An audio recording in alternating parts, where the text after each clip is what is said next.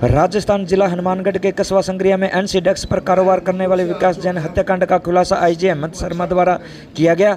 Lawrence Bishnoi gang के sharp shooter सहित 4 अभियुक्त गिरफ्तार किए गए हैं। गिरफ्तार अभियुक्तों में 3 माह से पंचकुला के सोनू माल्टा हत्याकांड का वांछित जलंधर उर्फ अमृतपाल भी है शामिल के साथ आपराधिक गैंग से फंडिंग प्राप्त करने वाले तथा आरोपियों को वाहन उपलब्ध करवाने वाले भी हैं शामिल। इस प्रकरण को सुलझाने वाली पुलिस टीम को आईजी हेमंत शर्मा द्वारा बधाई दी गई है। पहले आप आईजी हेमंत शर्मा द्वारा किया गया खुलासा सुनिए। 12 तारीख को संग्रिया में जो अनाज मंडी में मर्डर का केस जो हुआ तो उसे जिला पुलिस अधीक्षक और रेंज लेवल पे पूरी गंभीरता से लिया गया और लगभग इन्होंने 3-3.5 दिन में ही इस वारदात में जो शामिल लोग थे उनको आइडेंटिफाई कर लिया और उनमें से 4 प्रमुख लोगों की गिरफ्तारी कर ली गई है।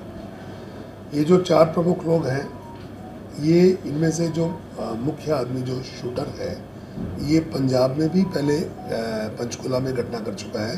इसके अलावा सस्पेक्टेड है कि और भी वारदातों में ये इस तरह की वारदातों में शामिल होना चाहिए।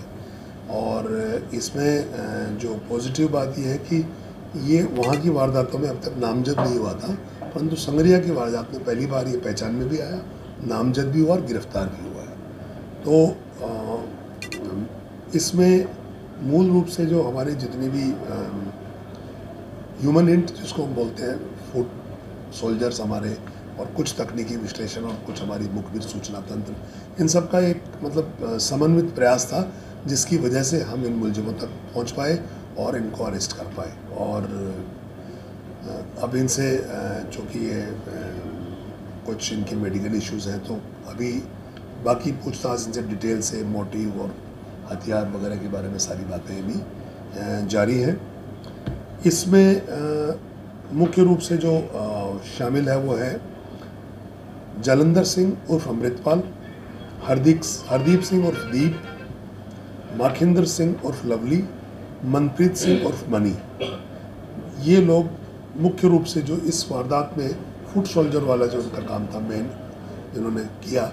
इसके अलावा जो लोग इसके पीछे हैं, जो गैंगस्टर्स हैं, जिन लोगों ने इस वारदात का क्रेडिट भी लेने की कोशिश की है, उन सबको भी हम नामजद करके उनके खिलाफ आने वाले दिनों में कार्रवाई करने वाले हैं और उनको भी कानून की जद में लाएंगे। कौन से गैंग से जुड़े हुए हैं सर? मूल रूप से तो अब ये आजकल एसोसिएशंस इतने मल्टीपल हो गए कि कहना मुश्किल है, पर जो क्लेम आया है वो लॉरेंस क्लेम का एक स्क्रीनशॉट सामने आया है। सर, इसमें एक बड़ी चर्चा जो चल रही है कि जो मर्डर करने वो नारंग का आए थे और गलती से ये मर्डर हुआ, ऐसा कुछ सामने आया?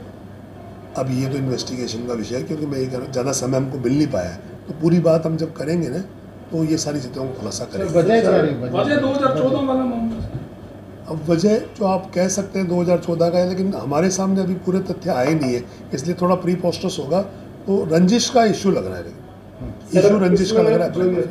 सर, इसके अंदर वेपन किस तरह के यूज हुआ है? इसमें जो मेरे ख्याल से तो जो एफएसएल से जो आया वहाँ पे जो घटना स्थल पे, उससे क्या पाया गया है, कैलिबर जो 7.62 कैलिबर का हमको जो घटना स्थल पे मिला है, जो राउंड है, तो उसी तरह का कोई वेपन है। सर, आरजू बिश्नोई है, हर बार वो इसकी लेता है कि मैंने किया है, ये लक्का सर ने करता है, उसका कुछ पता चला कौन सी आईडी से वो कर रहा है ये सब, और आरजू बिश्नोई कौन है सर? देखिए, ये थोड़े टेक्निकल चैलेंजेस सारी सिक्योरिटी एजेंसीज के लिए है, क्योंकि आजकल लोग अलग अलग तरह से VPN का, कैमोफ्लेज का यूज़ करते हैं, ऐप्स का यूज़ करते हैं, पर हम लोग भी धीरे धीरे अपनी टेक्नोलॉजी को उन्नत कर रहे हैं, तो शीघ्र इन लोगों को पता चल जाएगा। और जहाँ कहीं भी होगा, आपको ध्यान होगा कि दुबई से और कई जगह से प्रत्यर्पण करके हम लोग लेके आए हैं, तो ये भी जहाँ छुपे होंगे उनको लाएंगे। नारंग भी ब्रेक जेल का आरोपी है, हालांकि कोर्ट ने उसको आरोपियों के सर कारों पे चोट लगी हुई है, तो क्या पुलिस द्वारा मोटिवेट हुई थी क्या सर? भागते करते जो आपने बताया होगा, ये लोग सो रहे थे, एक ही स्थान पे चोर, हाँ, छत पर सो रहे थे, छत से कूद के भागने की इस तरह की कोई बात आई है, तो पुलिस का जब पहुंचती है टीम, तो अचानक कहीं ना कहीं कोई ना कोई कोशिश करता है, तो फिर भी ये चीज़ सामने आ जाएगी। सर, ऋतिक की और नारंग है जो दोनों पार्टनर थे, ये कौन? मृतक जो मृतक और जो विकास जैन जो है ये विकास दोनों जैन। सर, हाँ जी, विकास जैन और वो नारायण, इनका कोई पहले इन्वॉल्वमेंट रहा या अब कोई ऐसा कोई गैंगस्टर से किसी तो से? ये देखो, नारंग का इसमें कोई इन्वॉल्वमेंट वाली बात तो ऐसी कोई सामने आई नहीं है। बेसिकली वो तो विक्टिम ही है और मृतक भी विक्टिम ही है, ये सारी चीज़ें। लेकिन तफ्तीश का विषय है कि एक 3-4 बातें देखो, आप ध्यान से सुने।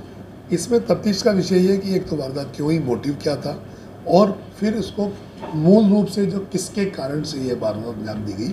तो ये आने वाले दिनों में जब इनका भी पीसी लेंगे हम, अभी हमने जैसे इनको करवाया क्योंकि मेडिकल इश्यूज है, पूछताछ हो नहीं सकती, तो जैसे ही ये पीसी लेंगे आप सबकी बातों का पूरा डिटेल से जो आरोप है सर, जो पोस्ट डाली गई है, जो पोस्ट डाली गई थी आरजू बिश्नोई द्वारा, उसमें ये कहा गया था कि नारंग उनके विरोधी जो गैंग है उनके हेल्प कर रहा है, और जो नाबाल ब्रेक का हमें इस चीज़ में अभी तफ्तीश करनी बाकी है। इसमें तो नारंग अंदर मतलब रह के आया सर। समझे नहीं, वो स्क्रीनशॉट पे कोई कुछ भी कह सकता है, पर हमें इस पे तफ्तीश करने भी बाकी है। सर मैं वही कह रहा हूँ, स्क्रीनशॉट को हम नहीं मान रहे। नारंग है जो वो जेल में रह के आया है नाबा ब्रेक कांड में, और विक्की गाउंडर था जिसका आप मुझे बता रहे हो तो मुझे मालूम है, ये मुझे मालूम है। नारंग का क्या इसमें इन्वॉल्वमेंट रहा? ये तफ्तीश का विषय मैं कह रहा हूँ ना। अभी प्राइमरी पहले एक्यूज को पकड़ने वाला काम था, वो गया। तफ्तीश भी तो चलेगी, सारा इन्वेस्टिगेशन होगा, हर चीज़ रिकॉर्ड पे ली जाएगी, और मोटिव तो सबसे इम्पोर्टेंट है। जिस तरह से धमकी दी गई है, उनके परिवारजनों ने भी कोई आपसे सुरक्षा की मांग की है,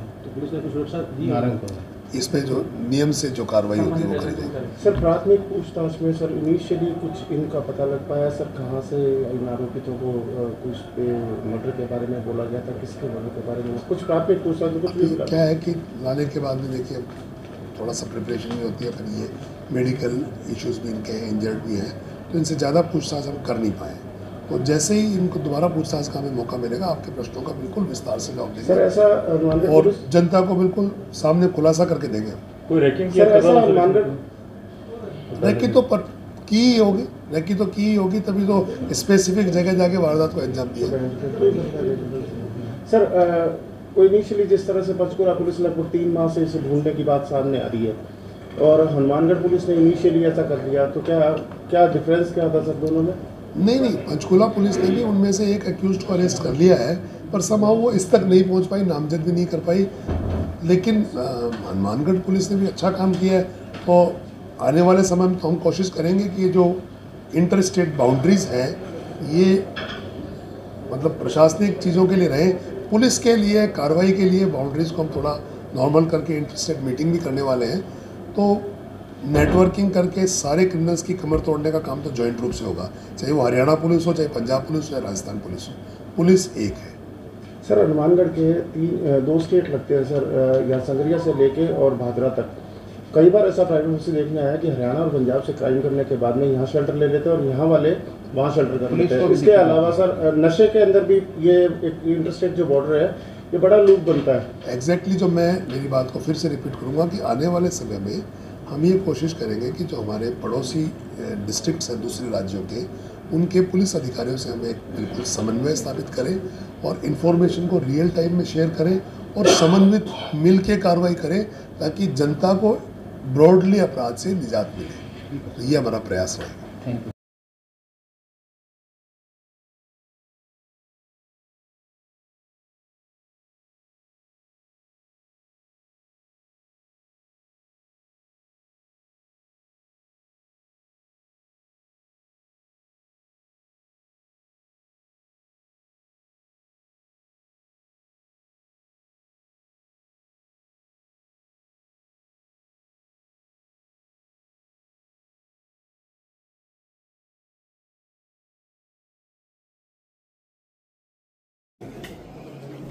मैं मूल रूप से आज जो आया हूँ, इस टीम को अच्छा काम करने की एक बधाई और इनका फिट थपथपाने ही आया हूँ। तो मेनली आने का कारण यही है, इन्होंने अच्छा काम किया, तो इनका आगे भी इस तरह से करते रहे।